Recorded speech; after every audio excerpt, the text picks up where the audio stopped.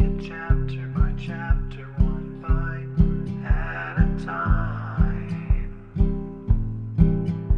So many adventures and mountains we can climb. Take it word for word, line by line, one bite at a time.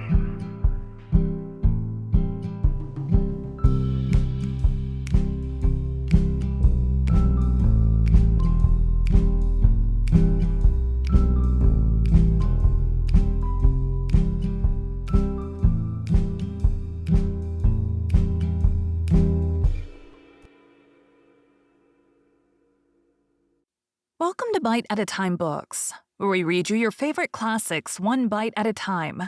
My name is Bree Carlile, and I love to read, and wanted to share my passion with listeners like you.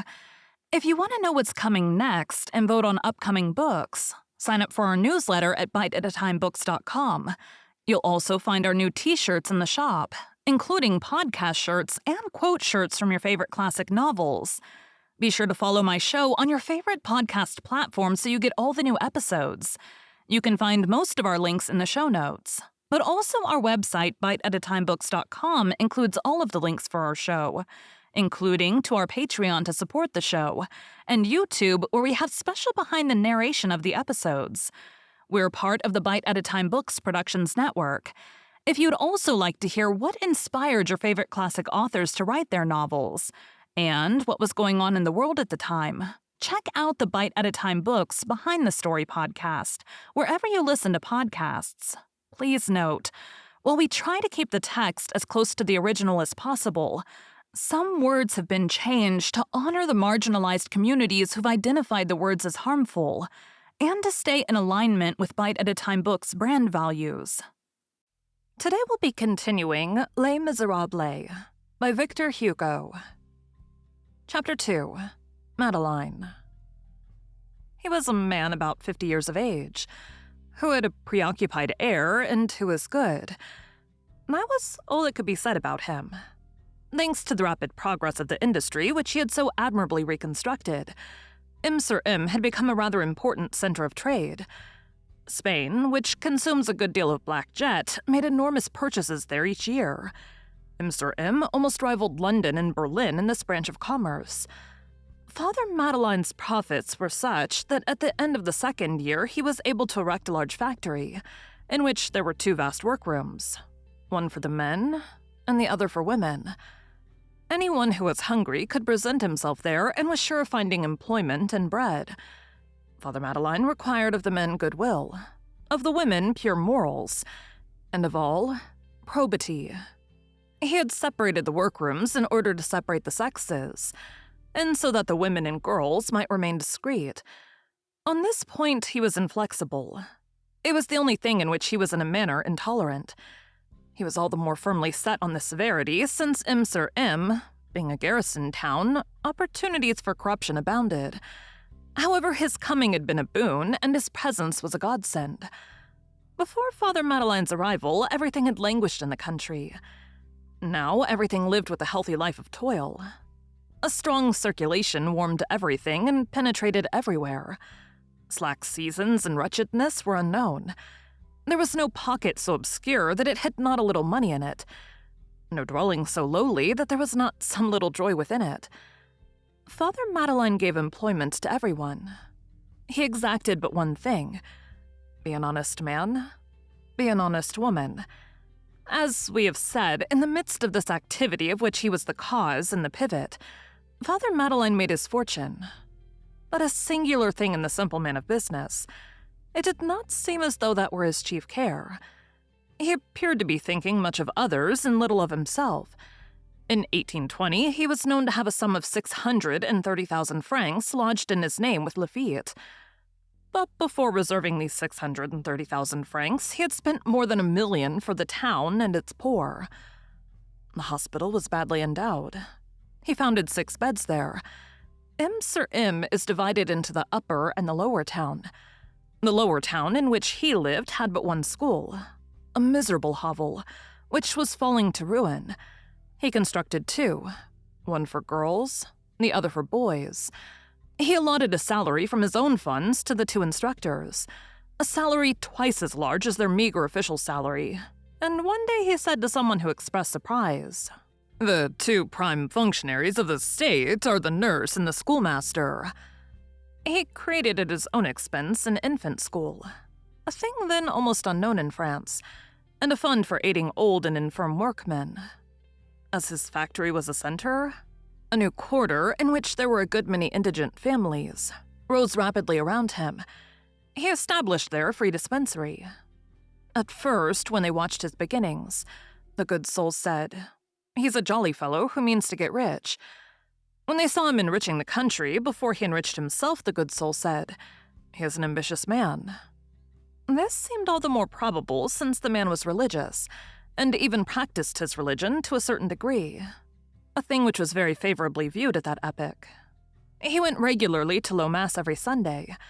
The local deputy, who nosed out all rivalry everywhere, soon began to grow uneasy over this religion. This deputy had been a member of the legislative body of the empire, and shared the religious ideas of a father of the oratoire, known under the name of Fauche, Duc Otrante, whose creature and friend he had been. He indulged in gentle raillery at God with closed doors. But when he beheld the wealthy manufacturer Madeleine going to low mass at 7 o'clock, he perceived in him a possible candidate, and resolved to outdo him. He took a Jesuit confessor and went to high mass and to vespers. Ambition was at that time, in the direct acceptation of the word, a race to the steeple. The poor profited by this terror as well as the good God, for the honorable deputy also founded 2 beds in the hospital, which made 12.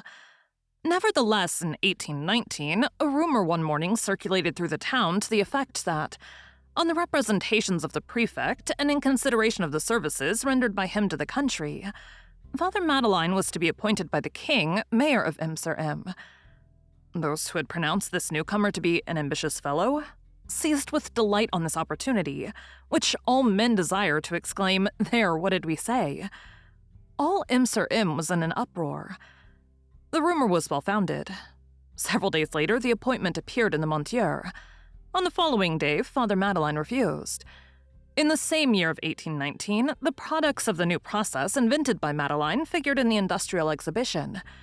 When the jury made their report, the king appointed the inventor a Chevalier of the Legion of Honor. A fresh excitement in the little town. Well, so it was the cross that he wanted. Father Madeleine refused the cross. Decidedly, this man was an enigma.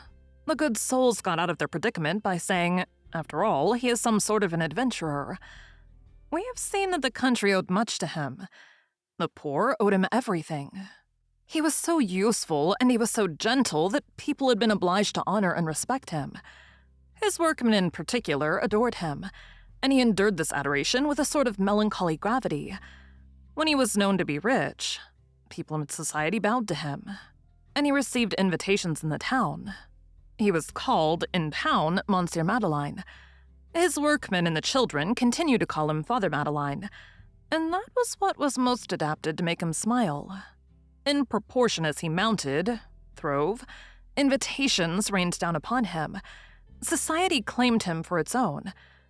The prim little drawing rooms on M, which of course had at first been closed to the artisan, opened both leaves of their folding doors to the millionaire. They made 1,000 advances to him. He refused. This time the good gossips had no trouble. He is an ignorant man of no education. No one knows where he came from. He would not know how to behave in society. It has not been absolutely proved that he knows how to read. When they saw him make money, they said, "He's a man of business." When they saw him scattering his money about, they said, "He is an ambitious man." When he was seen to decline honors, they said, "He is an adventurer." When they saw him repulse society, they said, "He is a brute." In 1820, 5 years after his arrival in M, the services which he had rendered to the district were so dazzling. The opinion of the whole country round about was so unanimous that the king again appointed him mayor of the town. He again declined, but the prefect resisted his refusal. All the nobilities of the place came to implore him. The people in the street besought him. The urging was so vigorous that he ended by accepting. It was noticed that the thing which seemed chiefly to bring him to a decision was the almost irritated apostrophe addressed to him by an old woman of the people, who called to him from her threshold in an angry way. "A good mayor is a useful thing. Is he drawing back before the good which he can do?" This was the third phase of his ascent. Father Madeleine had become Monsieur Madeleine. Monsieur Madeleine had become Monsieur le Maire. Thank you for joining Bite at a Time Books today, while we read a bite of one of your favorite classics. Again, my name is Bree Carlile, and I hope you come back tomorrow for the next bite of Les Miserables. Don't forget to sign up for our newsletter at biteatatimebooks.com and check out the shop. You can check out the show notes or our website, biteatatimebooks.com, for the rest of the links for our show. We'd love to hear from you on social media as well.